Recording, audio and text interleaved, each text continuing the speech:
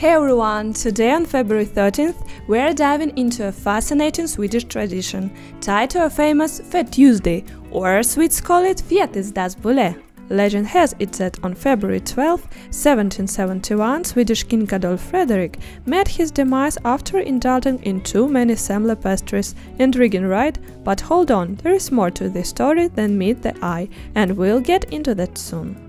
For me, today marks a culinary adventure delving deeper into Swedish traditions, a journey that never fails to captivate me and deepen my love for this beautiful country. While traditionally Semla was only enjoyed on Fat Tuesday, nowadays you can savor this delightful treat from New Year's to almost Easter.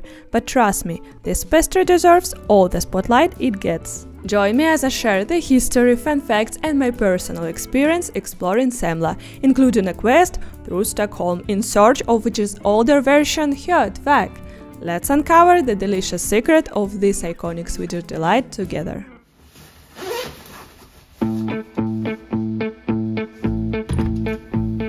Today I've chosen to explore hetvägg at one of Stockholm's renowned spots, Vete-Katten.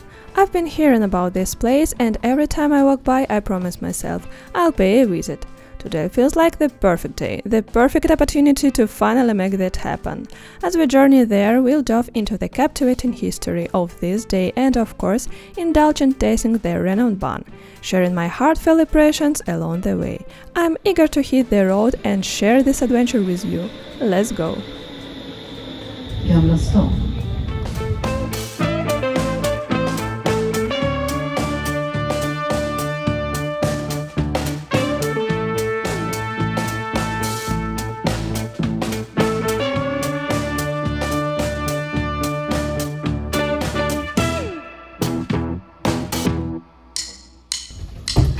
Fat Tuesday is the ultimate celebration of the iconic Semla bun, making it the official Semla day.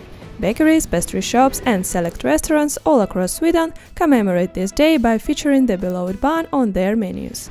Interestingly, back in October I celebrated a similar day dedicated to the cinnamon bun and shared my thoughts with you in a short video.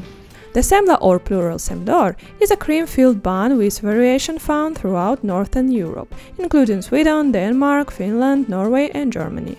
Originally, Semla referred to a plain-wheat bun with butter, known as a bulle in Swedish. In its modern Swedish form, Semla is typically a cardamom-flavored wheat bun, sliced in half, filled with a sweet almond paste called mandelmassa and whipped cream, and topped with a powdered sugar at the top. While the traditional way of enjoying Semla in a bowl of hot milk has become less common, it can still be found in select bakeries, known as hetvägg, which is the variation I am eager to try today.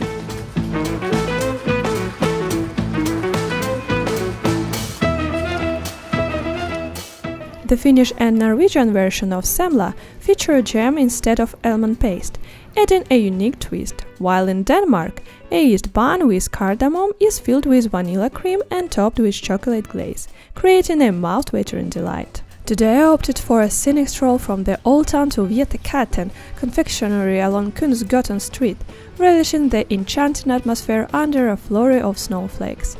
Personally, I'm a huge fan of snowfalls. There is something truly magical about them.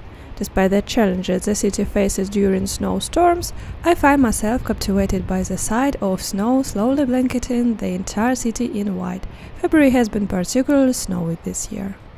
However, navigating busy pedestrian streets can be a bit tricky, as the pristine snow quickly transforms into a slushy mess, not the most pleasant sight for the eyes or for walking in general. Nevertheless, I choose to embrace the moment and savor the experience. Plus, today is particularly my day off, and I couldn't think of a better way to spend it than in your wonderful company, guys. So let's make the most of it and enjoy the journey together. Now let's dive into a brief historical background of the Semla.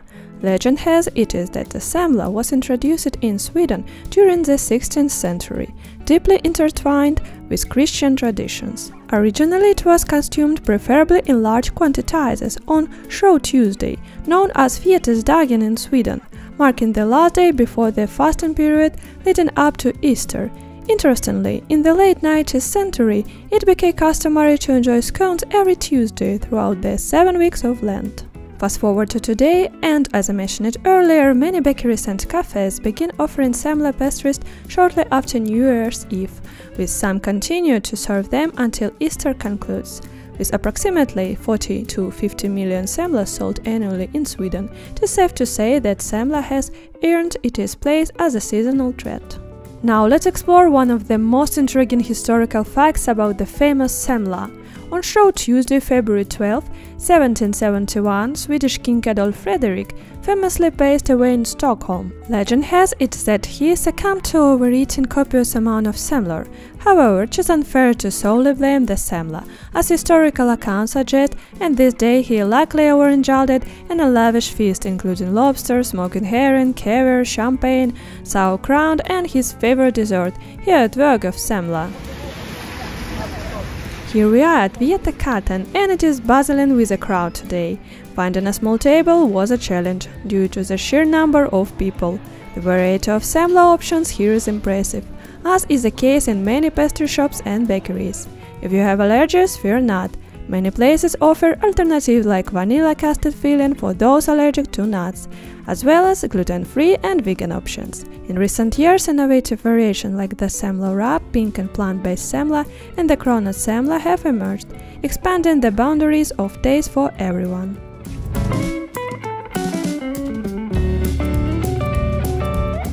Since the cafe was packed and noisy, I couldn't share my impressions in real time, but you will be treated to my velvety voiceover instead. Let's dive in.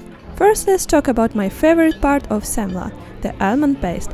Its flavor is truly sensational, perfectly complementing the sugar-free whipped cream and the cardamom-infused bun. Speaking of cardamom, it is a delightful addition that I've come to love, adding a unique twist to Swedish buns. Now back to Semla's taste characteristics. The soft bun, delicate whipped cream, and thin powdery sugar sprinkled lid create an irresistible combination. However, it is worth noting that Semla is quite filling. I like to call it a carbs bomb.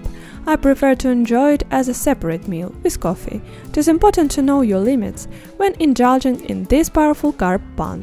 Overall, Semla ranks high among my favorite Swedish buns for its sweetness, distinct taste and satisfying nature, making it the perfect treat for any day.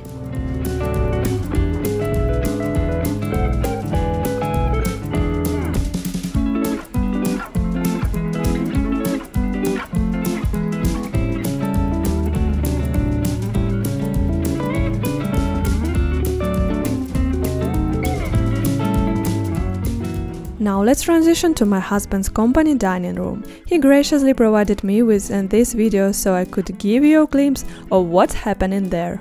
In Sweden it is common for many companies to organize in the traditional fika on days like Semla Day. Take a look at the abundance of Semla here.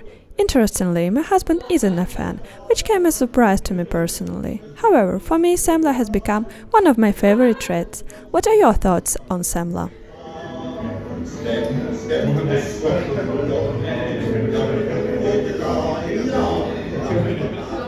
Around the same time at Lillebrors bakery the line stretches all the way back to the 7-Eleven store.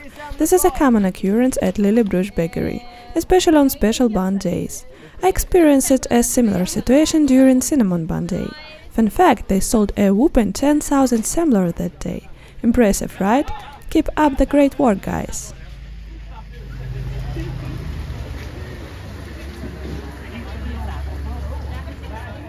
Back at Vete-Katten, let's talk about this particular Semla. Honestly, it is not my favorite. Firstly, when served with hot milk, the bun swelled significantly and almost turned into porridge. At one point, my entire bun started to disintegrate and I felt like I might have to eat it with a spoon soon. Perhaps I added too much milk. The concept of hot milk doesn't really appeal to me. In the future, I'll stick to standard variation of the new generation Semla. Secondly, the almond paste in this Semla is more finely ground, with the almonds barely noticeable, and it is placed inside the bun itself. I've had other versions with a thicker almond paste spread on top of the bun, which I much prefer. Despite these drawbacks, I did enjoy it. However, compared to my favorite Semla from Lillebrors bakery, this one definitely loses, but of course taste preferences vary from person to person.